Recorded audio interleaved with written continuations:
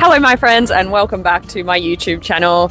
It is race week and as you can see we are at Ironman Australia, finally. This is part 2 of my race recap from Ironman Australia and this is all to do with the race itself. It starts off really raw, so I do apologise if you hate seeing someone cry, but that's just how it is and I want to showcase the reality of what this race was like for me.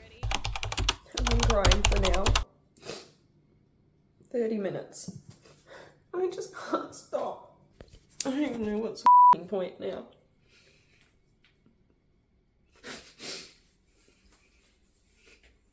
And everyone's saying, oh, it's just do it, you can't control it. I know I can't control it.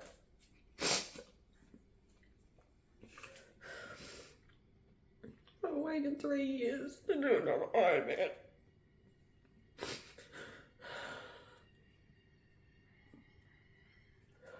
And now I have to do it without the swim. What's that? What is the point to me? I'm a swimmer. I work too hard to be. They never cancel the swim in races like this. The only other time I've ever seen them cancel it was in Bustleton when there was a shark.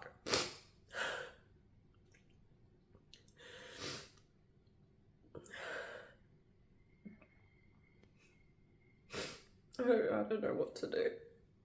So I spent a good hour crying just in this incomprehensible state where I felt like my mind was torn between two scenarios and I couldn't pick one, and I was just in this state of shock where I couldn't figure out what to do. I really couldn't function. And then my coach called me and bless her, she talked some sense into me and got me to get my head a little bit back together, back into the game, and to just go down there, do the Ironman as a very long duathlon. And she reminded me how hard I trained on the bike, how much my run had come along, how hard I'd worked to this moment.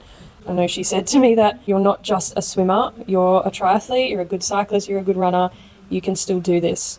Just put some headphones on, put some Pink Pony Club on, or a song like that, and just go down there, do what you need to do, and get your head back in the game. And that's what I did. And that's what we're doing here. But I can tell you the mood down at transition was so foul. Maybe it was just my energy projecting outwards, but everyone, probably 90% of people seemed really disappointed. There was 500 first-timers in this race. Imagine coming to your first Ironman, ready to stand on that start line. You've put in all this work, you want to cross the finish line to be told you're an Ironman, and then they cancel the swim and they take that away from you. And for those wondering, the swim was cancelled due to poor water quality. It had rained a lot the week leading up to the race, but then a lot overnight, and allegedly the water quality was unsafe for people to swim in. So they had to cancel the swim. They didn't have a contingency plan because they didn't foresee there ever being a possibility of them cancelling the swim at Port Macquarie. So there was absolutely no contingency plan, and the next step was basically we'll start everyone in a rolling bike start. You will start in number order and you'll roll out on your bike out of transition, and that's when your timer will start. Let's go for number 14 today. So our legend. One year we had. What have we got? I can't see the time. Good luck, Johnny Francis. Good luck. Still got 20 minutes, I think, before I go off racing. I should probably start getting ready. Starting to come to terms with no swim. Well, better put a helmet on. there's nothing I can do about it now. It's getting hot. Let's have a little bit of fun. It's gonna be amazing. Damo. Hello. Cupcake. Okay. They swim 3.8 Just trying to pump me up. kilometres. Start at 35. Poor me. That's what you've been doing all of today. Trying to pump people up. This event, Anyway, 80 kilometres on the bike. I was the first person to go off, and for 95% of that bike course, I was riding in absolute no man's land. I was looking around in some areas and I couldn't see a single person ahead of me or behind me. The only people that were really passing me were really strong male cyclists, and they'd pass me and then they'd be gone. So I was riding on my own the entire ride, and it was challenging because I felt like I was just out for a ride on my own with no one else around. I felt great in the first 60Ks and great in the last 60Ks. The middle 60Ks, I did become a bit flat. My leg was playing up with my artery a little bit. But I did have a little hiccup and crashed at the mounting line because I'm used to doing a flying mount and flying dismount, and I decided to clip in and clip out on this ride and just run in and out of transition with my cycling shoes already on my feet. And I think my brain got a little bit confused and I went to clip out but also do like a flying dismount at the same time. But because I'm clipped in and my feet weren't out of my shoes, I completely messed it up and crashed. So that was embarrassing more than anything. I didn't really hurt myself or my bike. My body took the brunt of the fall because I landed into the guard railing. And the volunteer was very shocked and checking to see if I was okay. And I was, very embarrassed. So I came off the bike with a 5:32, which was pretty much bang on what I wanted to hit. I wanted to run a 3:30 marathon, so I knew that if I stuck somewhere between 4:50 to 5:10 pace for the majority of the first 30Ks, then I would be pretty much on track for that 3:30 marathon. And I just felt so incredibly strong the entire run. I did have a little bit of gut issues, and I did take some Imodium, and I steered very much clear from the gels for the entire run. I was able to maintain my pace even up that killer horrid hill that we get each race. Every time I passed my friends, they said second place is getting closer and closer. I knew in the last 10Ks most likely she was going to pass me at some stage. So sorry to everyone at home for giving a real nail-biting finish, but she did overtake me around 6 kilometers to go. That's when I really started to break down, and she just put the hammer down, and I think she ended up beating me by about 4 minutes something. So not a heap, but enough to get it done for her, I guess. But I ran my race. I knew that I did everything that I could, and I hit exactly the numbers that I wanted to hit. So I was so stoked. And I couldn't believe I ran a 3:34 mara off a hard 180K bike in the hills.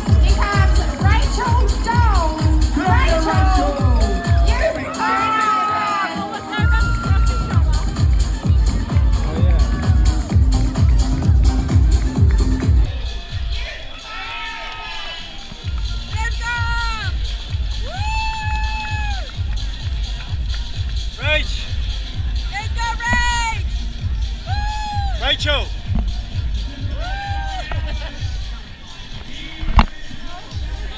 You did amazing.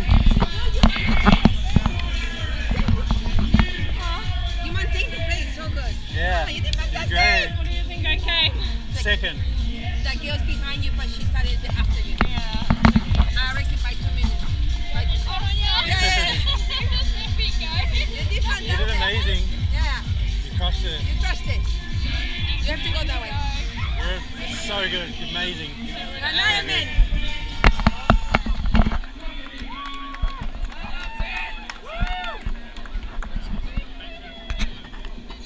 Hurdle number 1 done. Shower. Fuck. I'm gonna be so unwell tomorrow.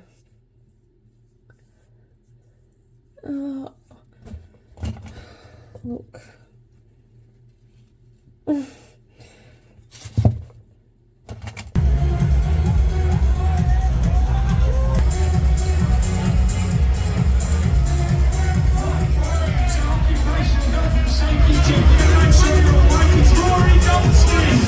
You are an Ironman.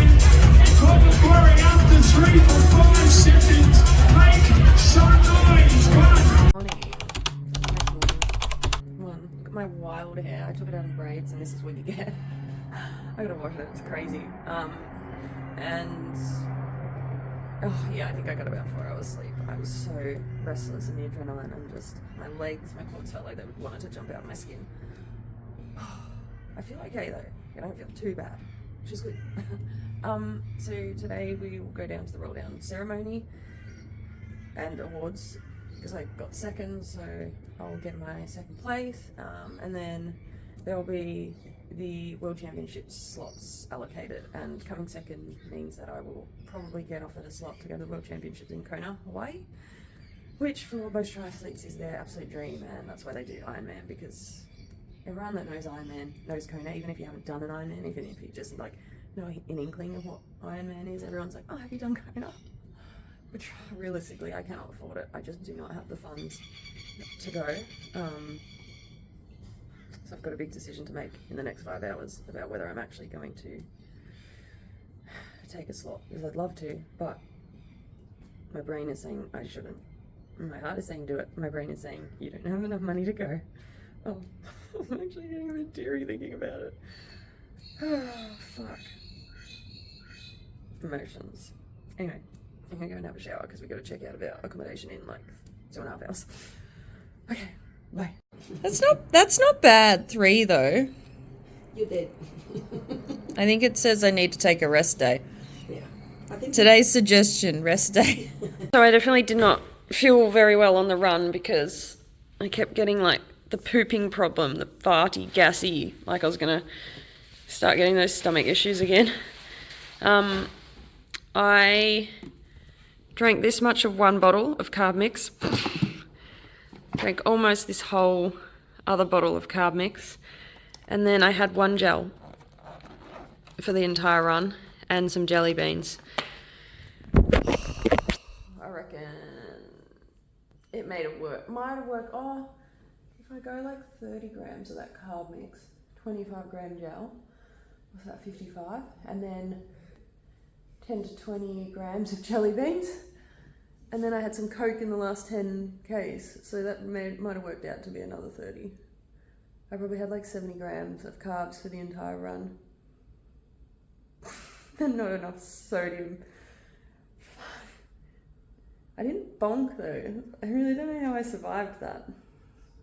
But I did. And second place with overall time of 9:11.11, Rachel Goals. And with overall time of 8:26.40, Samuel Willersdorf. Yeah, Rach! Woo!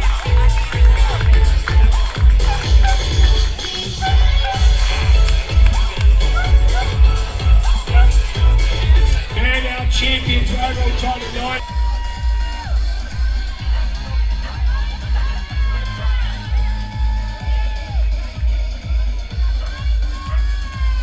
First score for Rachel Goals. Woo!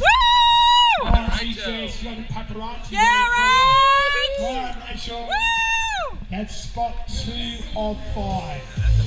Rachel was second in her age group, spot 9:11.11 yesterday. No, I can't open it.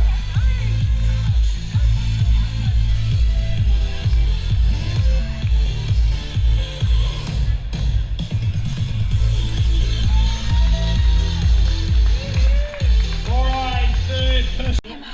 Emma. Oh my God.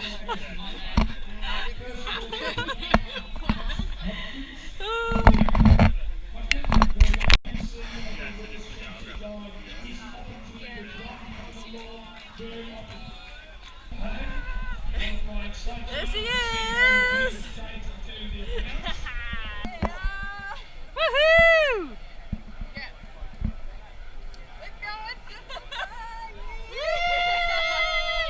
Okay, we are on the hunt for my bike pump. I have gone to 2 places so far and now they've sent me to a 3rd place. So I am hoping this is the place. Just shambles yesterday. I just completely forgot to grab it.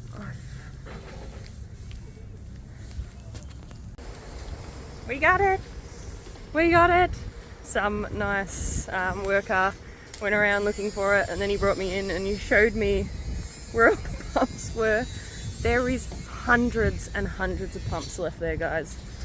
How do people just leave their pumps and like not even care? Like there's so many and some really nice ones too. Now I gotta try and pack this in my bike box though. Fuck my life.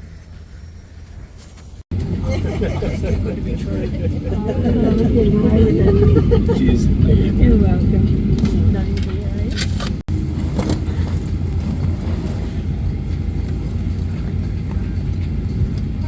Once again, ladies and gentlemen, today's guests have just joined us. A very warm welcome on board your Virgin Australia flight VA 1594, your flight to Melbourne. My name is Hope and I do have the pleasure of being... Oh, hello my friends. We're finally back home on the couch. I got home last night. I didn't really do a lot of content over the last couple of days because I was just so exhausted and there was so much going on. It's now Wednesday, so the race was Sunday, and then drove back to Newcastle and flew home last night. My mum and dad picked me up, which was very nice, from the airport, and they brought me home and my mum made dinner.